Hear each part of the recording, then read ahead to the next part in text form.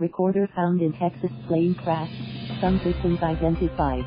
Dallas federal investigators said Monday that they have started analyzing the cockpit voice recorder from the small plane that struck a hangar after taking off from the suburban Dallas airport, and local officials have released the names of 6 of the 10 people killed in the fiery crash.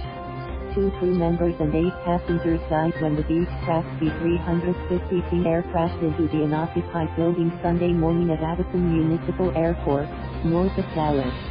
Clay Jenkins, the top Dallas County official who presides over the Board of Commissioners, said Monday evening that the medical examiner's office confirmed 52-year-old Brian Mark Ellard, 58-year-old Stephen Lee Thelen, 28-year-old Matthew Palmer, 15-year-old Alice Maritato and 13-year-old Lynn Lunsford were among those killed. Jenkins said in a tweeted statement that the names of the other victims would be released after officials identified their remains and informed their families. Meanwhile, the Catholic Diocese of Dallas identified a 6th victim as Ornella Ellard. The diocese said the woman was the mother of Alice and Dylan Maritato, and that the teens attended area Roman Catholic schools.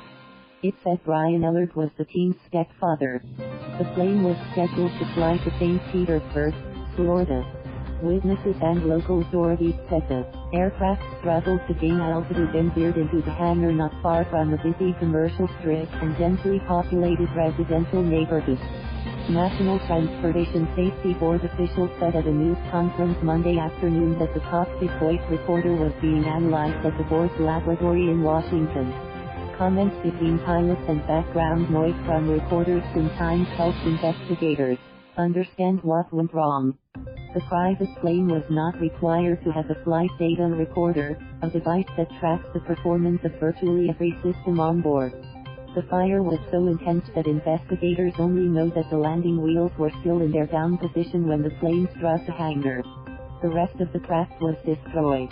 Without a flight data recorder and with little of the plane remaining, investigators will rely on physical evidence at the crash site, videos, radar information and witness accounts to determine the cause of the crash.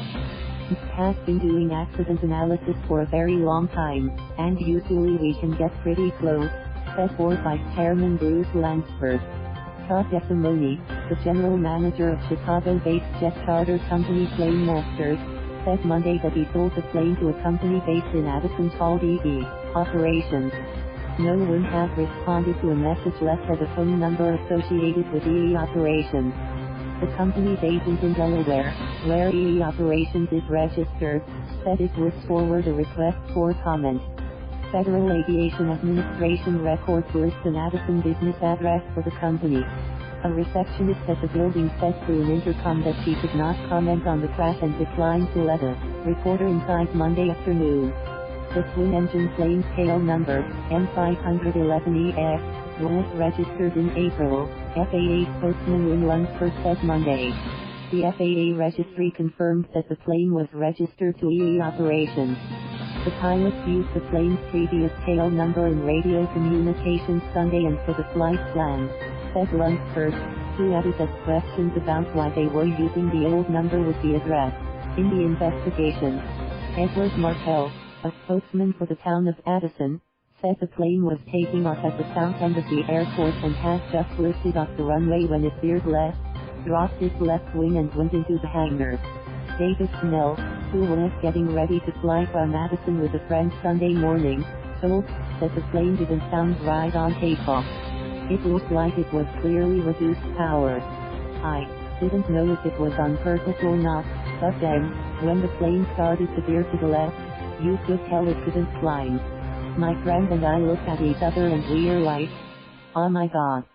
They're going to crash, Snell said.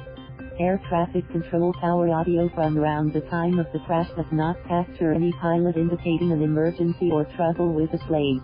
But pilots waiting to take off soon thereafter can be heard seeking updates and being told repeatedly to wait. The plane went down a week after another fatal crash involving a Beechcraft King Air. On June 21, a different model crashed shortly after takeoff in Hawaii, killing 11 people in the deadliest civil aviation accident since 2011. The Spiving plane also rolled to one side just after takeoff. It became inverted and crashed a short distance from the runway, the said. It was engulfed in flames and everyone on board died. There are different types of aircraft and we take each accident on its own, Landsberg said. Obviously at some point there might be further analysis of various makes and models, but these are two completely different models. Exxon Aviation, the manufacturer of Beechcraft planes, is working with the Indian agencies. Investigation of the Addison crash and is prohibited from offering further comment, company spokeswoman Stephanie Harder said Monday.